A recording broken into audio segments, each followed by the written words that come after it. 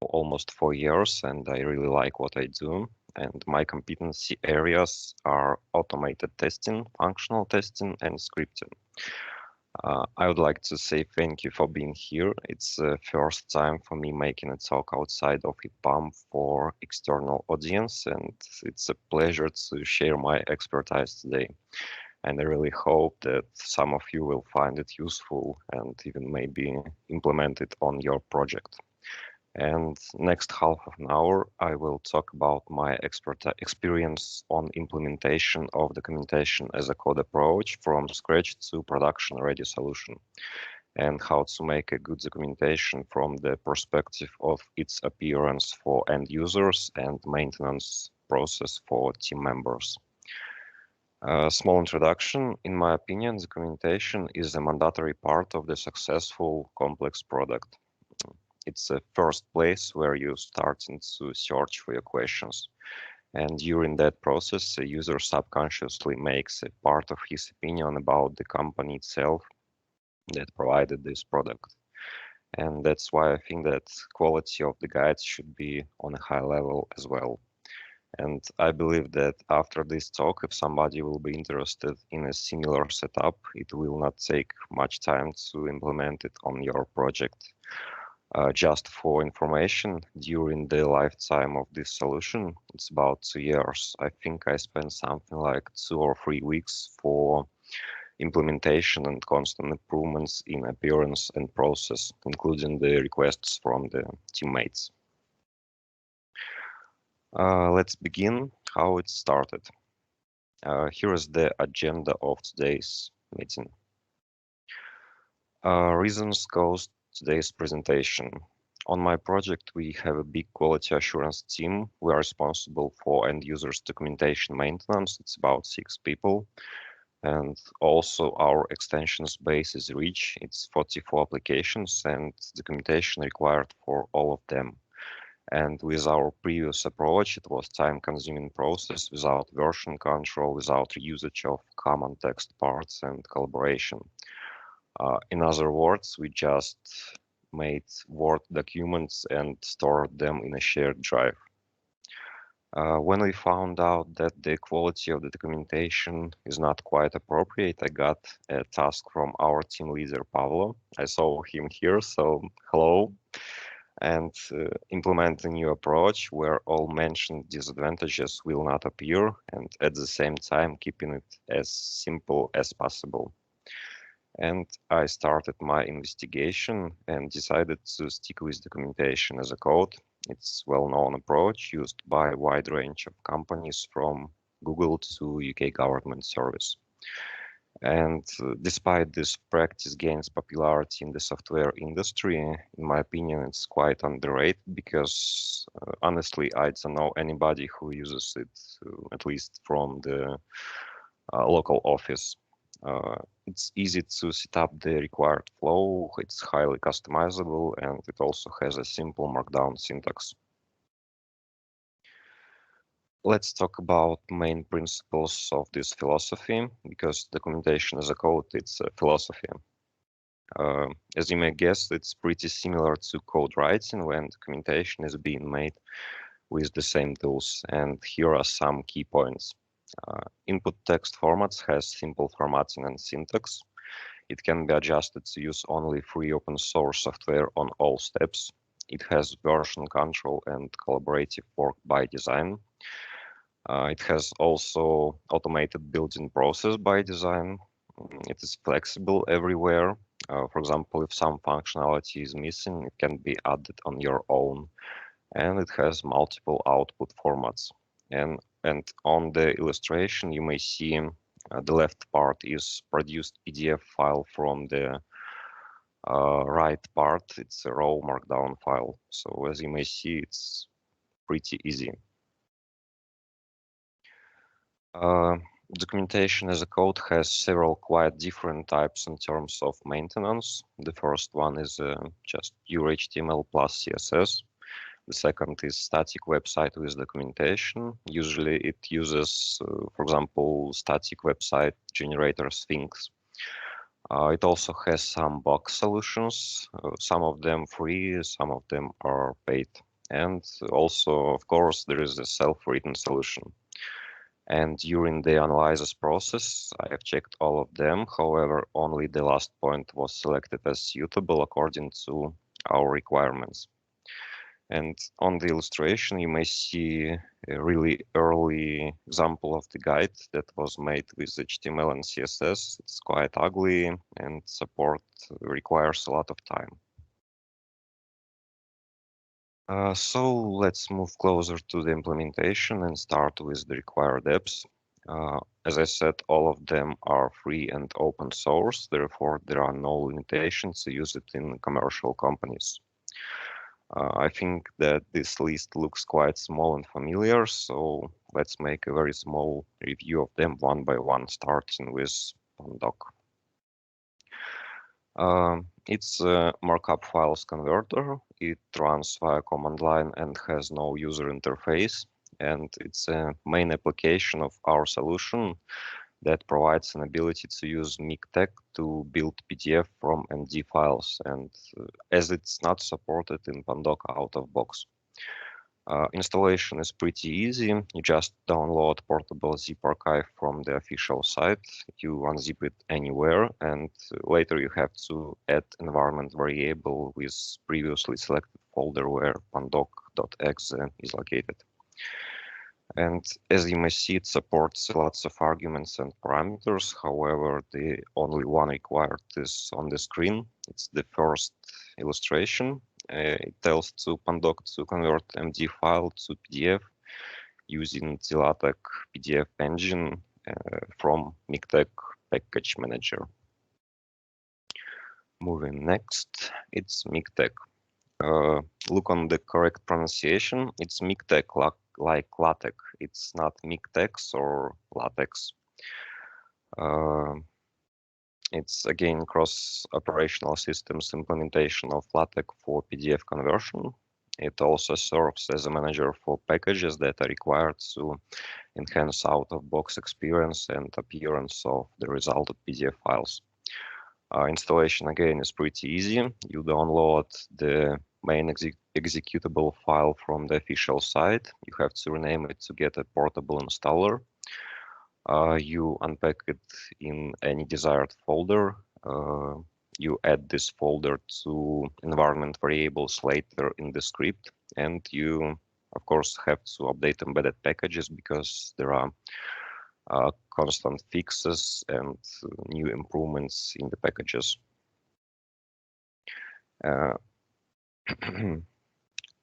Here I have to insert an important note. As we are doing a universal solution for any Windows Jenkins node, Pandoc and MikTeX should be packed in an archive to make setup process for a new node easier. I will show you the content of the archive a little bit later.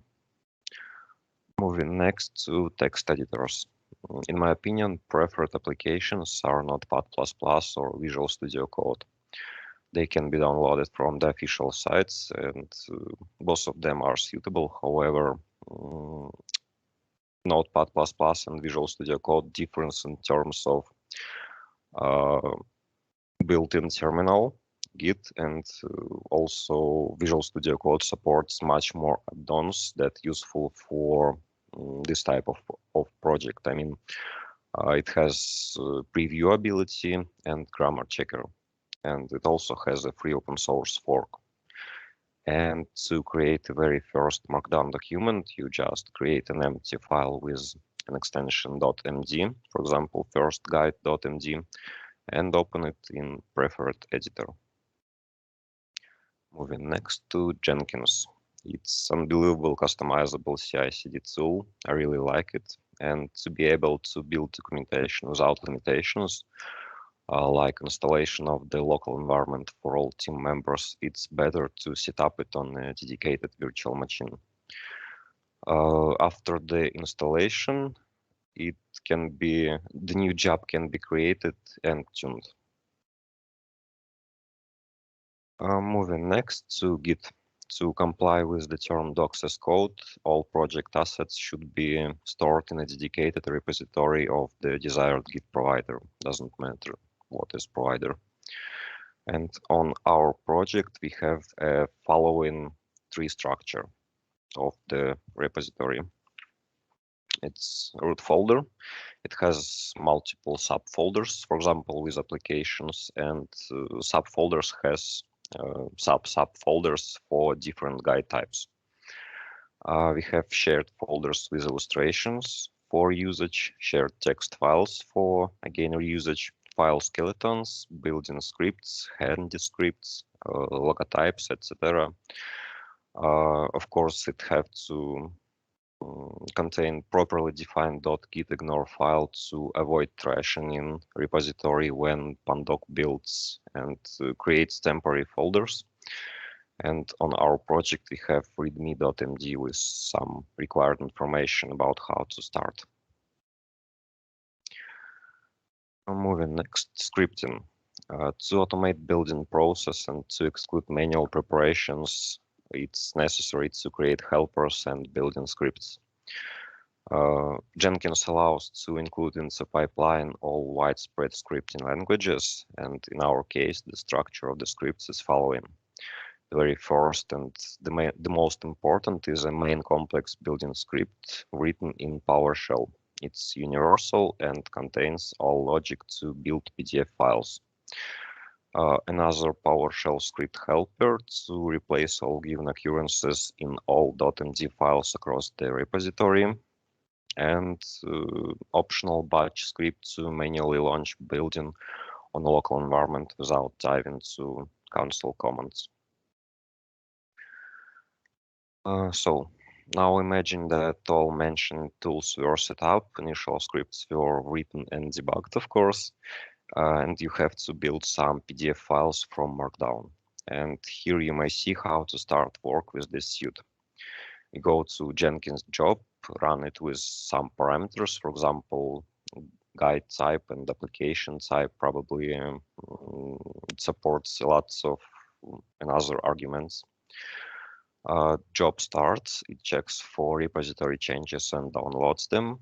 After that, job launches main building script, and it makes full .md files where usage applied and fixes image passes.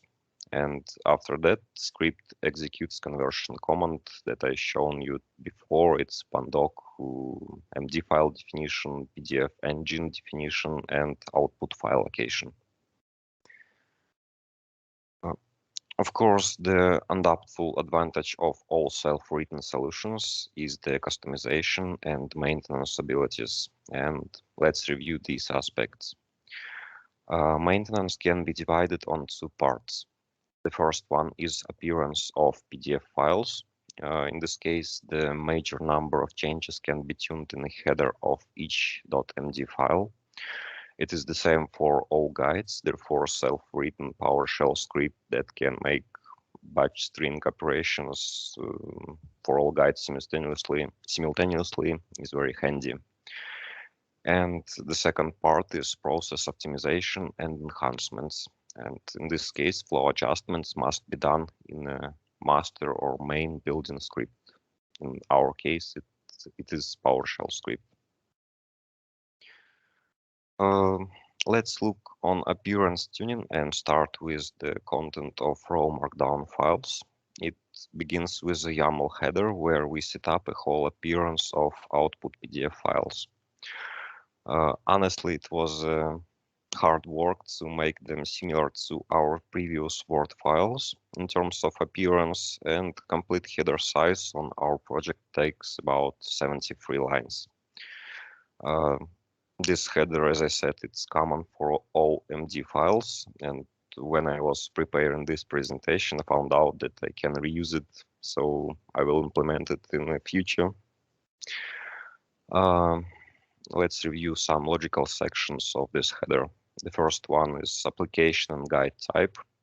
The second is responsible for enabling, disabling section numbering and font size and font options to be used as main and ASCII symbols, because recently I added ability to support ASCII symbols. Moving next, here we can see margin and white space for all pages. It is added via third-party geometry package. The second is static header with dynamic field. It's a creation date to make the customers to give the customers information about creation date of the documentation. The third is static footer with dynamic field with page number, and the fourth one is a logotype on the first page. I will show you fully ready PDF file, how it looks like a little bit later. Moving next, here in the first point, we are configuring default font and content for images description. Again, it is done via third-party caption package. In the second, we are adding dots between chapter and page in table of contents. So it wasn't a joke that when I was talking about extreme customization abilities. So you can even tune these small changes. The third one is tuning for internal and external URLs appearance. And the fourth, we are adding numbers for chapters and subchapters in the document's body. These lines on the right side, they're responsible for tuning table of contents. We disable page numbering, we disabling understriking for internal links, and we tell in PDF engine to display table of content on this page. Moving closer to the end of the Markdown file reviews. Here is the example of commented part that will not be included in the result PDF file. So if you have to mark something in the documentation and to avoid appearance for the customer, you just create a small comment and it will not be included in the result PDF file during the conversion process. The second part is custom color palette to be reused for font coloring in the document's body. And finally, here stops chapter and its text in the third point. I also had to create a small handy knowledge base page with hints for environment setup, markdown syntax hints, and other required information to, I believe, reduce the buzz factor, because mostly I am the only one person who is responsible for tuning the process.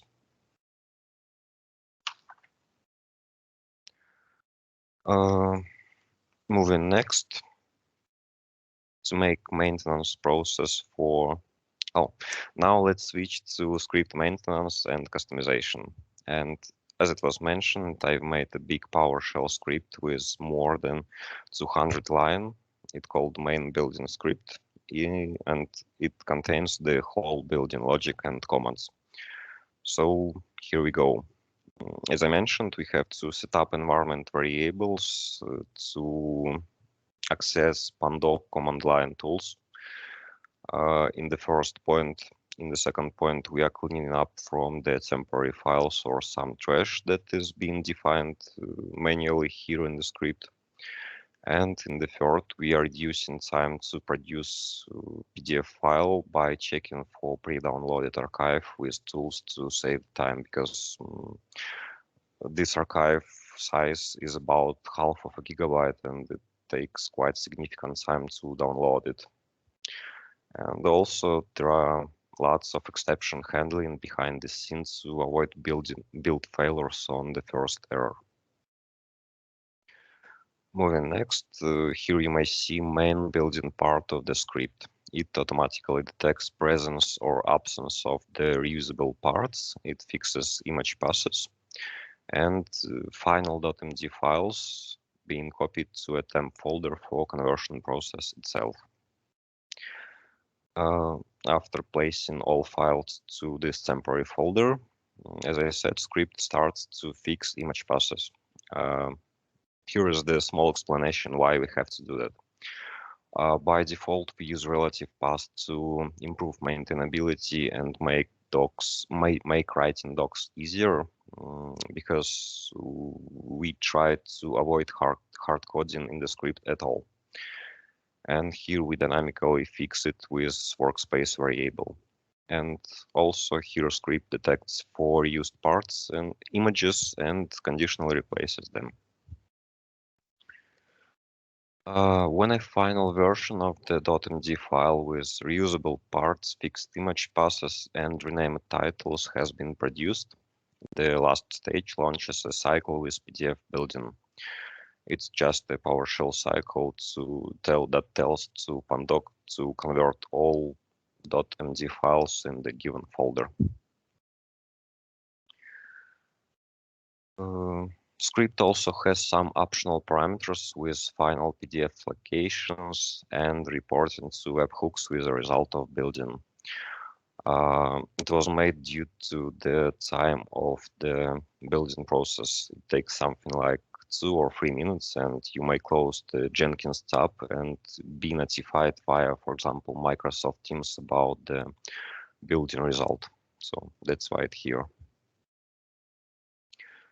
Moving next, let's see what we got after switching to documentation as a code approach. I made a small comparison, and as you may see, all advantages from the previous outdated and old process were successfully transferred to a new one, and all disadvantages of the old process were successfully disappeared. In my opinion, some disadvantages of the new approach, they are just temporary. They are related to time-consuming investigation of the required tools. However, it should be done only once, and sometimes it's a time-consuming environment setup process, but again, it should be done only once. And maintenance is not for everyone in terms of you have to read that mentioned knowledge base page to be familiar with this simple syntax and some limitations. Now I would like to show you how does it look like in usual life. I will make a small change in a guide and I will build it via Jenkins, and also I will show you other prepared tools. I hope my screen is still visible. So we are opening Visual Studio. We add the new folder.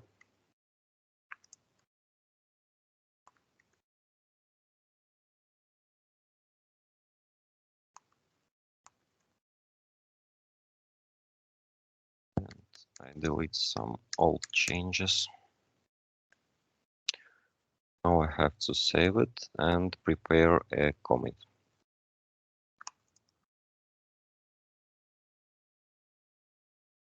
So I'm syncing changes to remote Git repository to make them accessible for Jenkins. Commit successfully prepared, and I'm going to our previously set up EPAM ER documentation builder Jenkins job. And as you may see, there are lots of builds and all of them are green, so it's unbelievable stable solution. I have to select previously selected extension, and in our case, it will be dev branch. So right now, the process has been started, and we are going to console output. As I said, we have to inject environment variables to start working with command line commands. Here, Git checks for the changes in the repository. It saw my recent commit for the presentation. It already downloaded it. And here, as I said, lots of exception handling with some user messages. We check for temporary files and folders. None of them were detected. We are checking for pre-downloaded archive with tools. They were found. We are proceeding next and deleting more temporary files from the previous launch. Also, script tells us that it found 2 MD files with replacement parts, and it builds full version of them, and it found 1 MD file without replacement parts. And while it builds it, I have to show what I mean by replaceable parts. So as you may see, here is the subchapter installation. and it is common for almost all of our extensions, and we decided to separate it to reduce maintenance time for all of the extensions. And right now script checks for the service symbols, and if it found some of them, it makes a string replacement operation, and this install guide understrike installation being replaced on the content of the reusable text file, and the same for all other. Here Zelatek and Mictec tells that they are running with elevated privileges. That's because Jenkins runs with administrator rights, and it's almost finished. And I'm going to our shared drive to show you the resulted PDF files. Just 10 more seconds.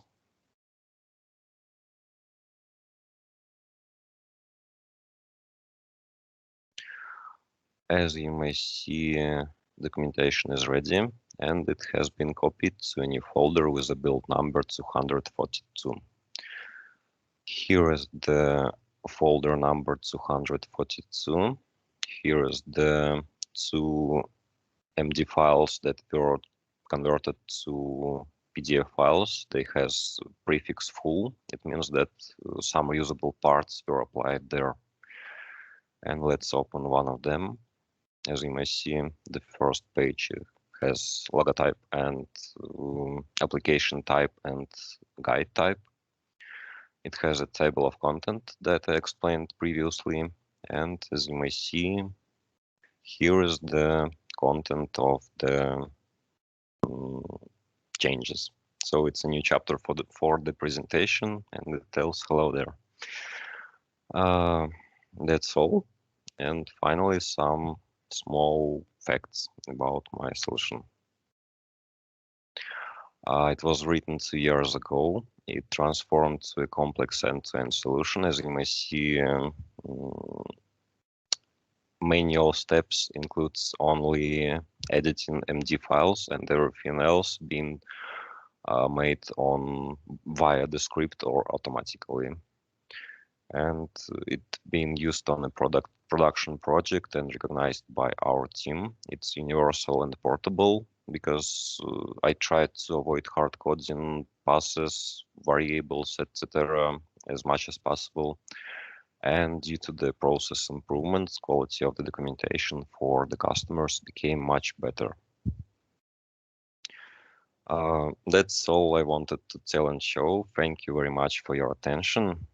And here is the small announcement of the next technical talk. It will be performed on 19th January of 2022, and it will be held by my colleague Azat about Apache JMeter, creation of a test plan for API load testing.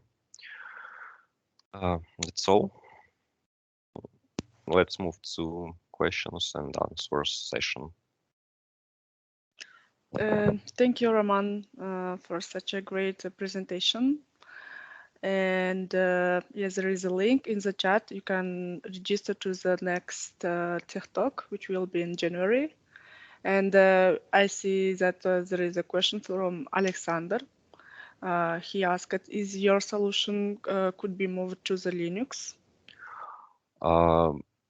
I believe yes, because Mictec and Pandoc, they are cross operational systems applications, and as they are main tools being used here, of course, no problems to make it. However, you have to, I'm not aware about PowerShell cross operational compatibility, so probably you have to rewrite the script to make the same operations as I mentioned here, and yes, it will be supported.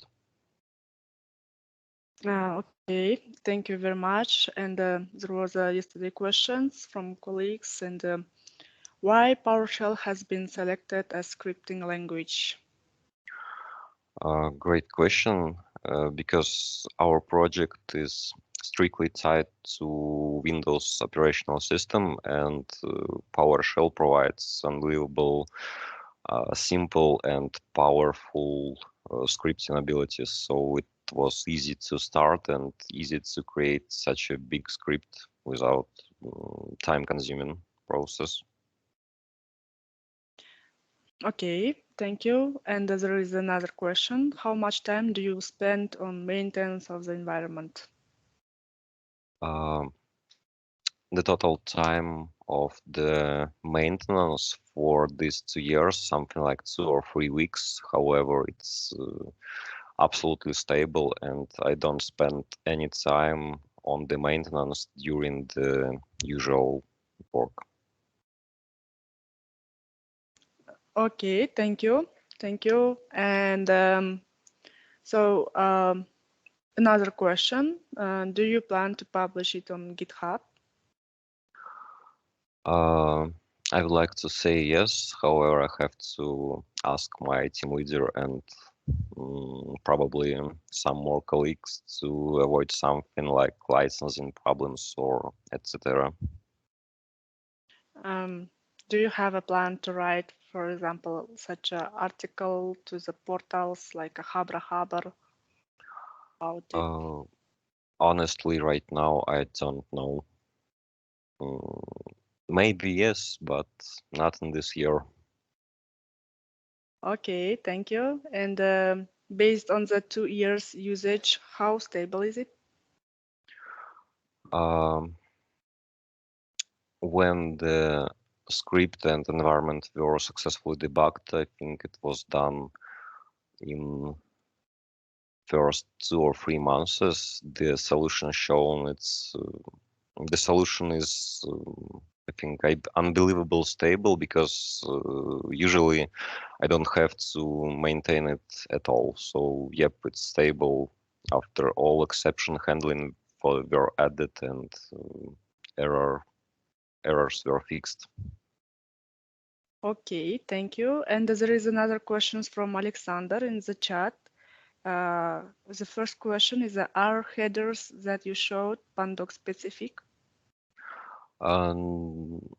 Yep, they are Pandoc specific. However, during the investigation process 2 years ago, I saw some other tools that are able to convert files from Markdown to any other, for example, HTML or PDF. So it's something like more not than yes. Okay, thank you. There is a second question from Alexander. Which export formats Pandoc supports? I'm aware about HTML, PDF, some ebook formats. I cannot list them because it wasn't included in the investigation process. So it has support for really multiple formats. However, I cannot list them except HTML and PDF. So you have to go to pandoc.org and here is the first link with documentation. It will be included into the first paragraph because I read it recently. Okay, thank you. So friends, colleagues, if you have more questions, please ask in the chat and I will be, Roman, he will answer. And there is one more question. What are the disadvantages of the maintenance process of PDF appearance? In terms of PDF appearance, as I said, it was quite hard work to make all packages that are required for proper appearance of the PDF file to make together because it's open source. Sometimes it has issues, sometimes it has outdated versions, and it may cause some problems. You have to find the working combination that suits for your needs. So it's a problem about packages compatibility. Okay, thank you. And there is one more question. Is there an ability to export MD to the Confluence page? Honestly, I'm not aware at all. We didn't consider Confluence pages as documentation for the customers. Therefore, I am not aware at all, and it wasn't investigated 2 years ago. I believe that there should be some add-ons to make it possible, but not sure. Okay, thank you. So friends, colleagues, if you have more questions, you can ask. Yes, Alexander saying thanks a lot to the Roman, and there is no another questions. So I have to share mentimeter.com. However, it seems not working. Oh. It works.